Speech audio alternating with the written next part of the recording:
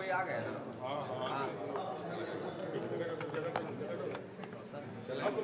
चले देश में जात की गणना जो है अब होगी। नहीं, जाति की जनगणना को जो सेंसस होता है उसमें शामिल किया गया है, लेकिन जनसुराज में हम लोग पहले 3-4 वर्षों से कह रहे हैं कि इस तरह की जनगणना सर्वे से कोई नुकसान नहीं है। जनसुराज इसके समर्थन में पहले से रही है। बिहार में तो ये मुद्दा पिछले 4 वर्ष से डिस्कशन में है, लेकिन साथ में हम लोगों ने हमेशा ये कहा है कि सिर्फ गणना हो जाने मात्र से समाज की स्थिति नहीं सुधर सकती है, और इसका सबसे बड़ा प्रमाण बिहार में है। बिहार में ये गणना की गई।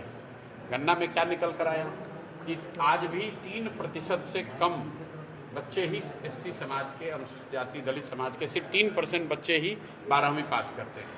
5% से कम अति पिछड़ा समाज के लोग आज 12वीं पास करते हैं। और गणना के आए हुए 2 वर्ष हो गया। क्या हमने अनुसूचित जाति जनजाति या अति पिछड़ा समाज के बच्चों की पढ़ाई कैसे सुधरे उस पर कोई नई योजना देखी?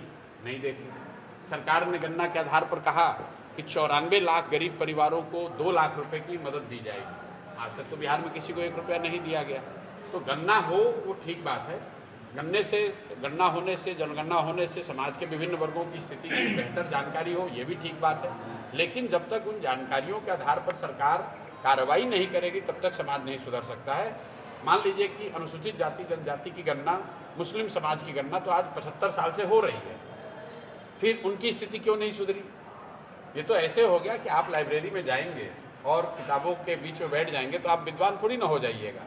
किताब पढ़ने से, पढ़कर समझने से आपकी बुद्धि शक्ति बढ़ सकती है, उससे विद्वान हो सकते हैं। सिर्फ किताब जमा करने से कुछ नहीं होगा।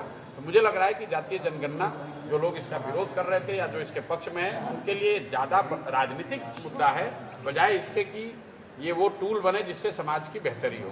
तेजस्वी यादव कह रहे हैं कि समाजवाद की ये जीत है, लालू प्रसाद यादव की जीत है, वो पटाखा को। भाई देखिए, ऐसा है, तेजस्वी यादव जी कुछ भी कह सकते हैं। मैंने पहले भी कहा है, फिर दोहरा देता हूँ कि तेजस्वी यादव जी को समाजवाद की क्या समझ है। समाजवाद तेजस्वी यादव की क्या कब से हो गई? समाजवाद इस देश में लोहिया जी का रहा है, समाजवाद मधुर लिमेय का है, समाजवाद यहाँ जेपी का है, समाजवाद यहाँ जॉर्ज फर्नांडिस का है। तेजस्वी यादव कब से समाजवाद के नेता हो गए? मैंने तो आज से करीब साल भर पहले कहा कि भाई आप ट्यूशन कर लीजिए, अपने सलाहकारों से बात कर लीजिए, सीख लीजिए, पढ़ लीजिए, और पढ़ने के बाद 10 दिन के बाद आकर कैमरे पर समाजवाद पर 5 लाइन बोल दीजिए, 5 मिनट कैमरे पर बिना कागज देखे हुए, तब तो बताएंगे कि समाजवाद क्या है। कोई भी खड़ा होता है समाजवाद पर, अरे क्या समाजवाद की उनको समझ है? जिसको समाजवाद का परिभाषा नहीं मालूम है वो कह रहा है कि समाजवाद मेरा है। आपने शायद एक जगह बयान दिया था कि मुख्यमंत्री नीतीश कुमार इस बार मुख्यमंत्री नहीं बनेंगे, तो प्रशांत की नज़र में मुख्यमंत्री नहीं, देखिए, खुद प्रशांत। मैं आपको क्या बता रहा हूँ कि आप बिहार में कोई बच्चा, आपके घर का कोई लड़का अगर सिपाही भी बनना चाह रहा है, परीक्षा पास करता है, उसका फिजिकल फिटनेस होता है, उसका मेडिकल जांच होता है। आप आर्मी में बच्चे कम्पीट कर लेते हैं 5 साल 10 साल की मेहनत के बाद, फिर उनका मेडिकल जांच होता है। क्यों? क्योंकि ये तय किया जाता है कि शारीरिक मानसिक तौर पर आप उस जिम्मेवारी को लेने के लिए फिट हैं। तो एक सिपाही बनने के लिए, शिक्षक बनने के लिए, सेना में भर्ती होने के लिए आपको फिजिकली मेंटली फिट होना है। और 13 करोड़ लोगों का जो मुखिया है, वो उस आदमी के स्वास्थ्य को लेकर घर घर चर्चा हो रही है। ये चर्चा हम नहीं कर रहे हैं, ये चर्चा सबसे पहले सुशील मोदी ने शुरू की है। नवंबर 2023 में आप जाकर वीडियो देख लीजिए। विधानसभा के सामने खड़े होकर उन्होंने कहा कि नीतीश जी को लगता है कोई मानसिक गंभीर बीमारी है। आज के जो अभी डिप्टी सीएम हैं, विजय सिन्हा हो या सम्राट चौधरी हो, इन्होंने कहा कि नीतीश जी का मानसिक हालत ठीक नहीं है। तेजस्वी यादव ने कहा, चिराग पासवान ने कहा, और रोज जो आप और हम मीडिया के माध्यम से जो चित्र आ रहा है, जो वीडियो आ रहा है, तो हम लोग देख रहे हैं। ये कैसे संभव है कि 20 बरस का से जो आदमी मुख्यमंत्री है उसको ये पता नहीं चल रहा है कि राष्ट्रगान बज रहा है? ये कैसे संभव है कि वो सभाओं में जा रहे हैं, शोक सभा में, तो वहाँ ताली बजाने लग रहे हैं? तो कहीं ना कहीं नीतीश जी की जो मानसिक स्थिति है वो सही नहीं मालूम होती है।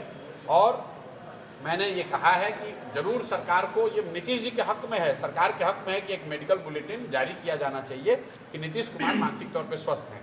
मान लीजिए कि मेडिकल बुलेटिन नहीं जारी करना चाहते हैं तो कैमरे पर आ जाएं और खाली अपने साथी मंत्रियों का नाम और विभाग बता दें। नीतीश कुमार अपने साथी मंत्रियों का नाम और विभाग नहीं बता सकते हैं तो 13 करोड़ लोगों के इस राज्य को कैसे चला सकते हैं, कैसे आगे बढ़ा सकते हैं? चलिए एक सवाल भागलपुर आया तो बिहार के लिए प्लान तो लगभग जिक्र हो ही जाता है आपके भाषण में। भागलपुर के लिए विशेष कुछ प्लान, क्योंकि उपेक्षित रही है जनता, हवाई सेवा हो। देखिए ऐसा है कि बिहार के जिस भाग में भी आप जाइएगा उस क्षेत्र के लोगों को लगता है कि हम लोग उपेक्षित हैं। चंपारण जाइए तो लोग ये बताएंगे कि भैया पूरा बिहार पिछड़ा है, लेकिन उसमें सबसे पिछड़ा चंपारण है। सीमांचल जाइएगा तो लोग सीमांचल की बात करेंगे, मिथिलांचल जाइएगा तो मिथिलांचल की बात करेंगे। संभव है हर क्षेत्र की अपनी समस्या है, लेकिन जो मूलभूत समस्या है, जब तक शिक्षा और रोजगार नहीं होगा तो ना भागलपुर विकसित हो सकता है, ना चंपारण विकसित हो सकता है, ना मधुबनी होगा, ना पूर्णिया होगा। रह गई बात कि यहाँ पर जो पहले से सिल्क उद्योग रहा है, यहाँ पर जो एयरपोर्ट की डिमांड है, इन बातों की चर्चा तो हम लोग पंचायत वाइज कर रहे हैं। जनसुराज ही एकमात्र ऐसा दल है जिसने बिहार के जिले वाइज नहीं, क्षेत्र वाइज नहीं, 8,500 पंचायतों की स्थिति को समझकर वहाँ के विकास के लिए कि किस पंचायत में किस चीज़ की जरूरत है इसको बताया है। लेकिन पंचायतों की स्थिति तो तब सुधरेगी जब बिहार की स्थिति सुधरेगी। अगर जहाज डूब रहा है उसमें एक केबिन को नहीं बचाया जा सकता है। अगर पूरा बिहार में व्यवस्था में भ्रष्टाचार है तो भागलपुर में आप ईमानदार सरकार नहीं ला सकते हैं। अगर पूरे बिहार की शिक्षा व्यवस्था ध्वस्त है तो भागलपुर में बढ़िया पढ़ाई नहीं हो सकता है। अगर पूरे बिहार से लोग पलायन कर रहे हैं तो भागलपुर के बच्चे यहाँ रोजगार नहीं पा सकते हैं। तो इस बात को ध्यान में रखना है। और बाकी जो डिटेल यहाँ के पंचायत वाइज प्रोग्राम है वो जनसुराज के पास उपलब्ध है। 2.5 साल किसी दूसरे दल के विपरीत हम लोग कोई 5 दिन में आकर यहाँ दल बनाकर नहीं काम कर रहे हैं। 2.5 साल में 5,000 से ज़्यादा गाँव में गया हूँ। जहाँ पैदल नहीं पहुँच पाए वहाँ पर गाड़ी से जाकर अब सभा करके लोगों की समस्या को समझ रहे हैं और पूरा एक एक पंचायत का 10 साल के विकास का योजना बनाए हैं कि कैसे हो सकता है। लेकिन ये तब संभव है जब बिहार की स्थिति सुधरे, बिहार में शिक्षा रोजगार की स्थिति सुधरे, भ्रष्टाचार खत्म हो, तभी आप पंचायत या प्रखंड, जिले या क्षेत्र का के विस्तार की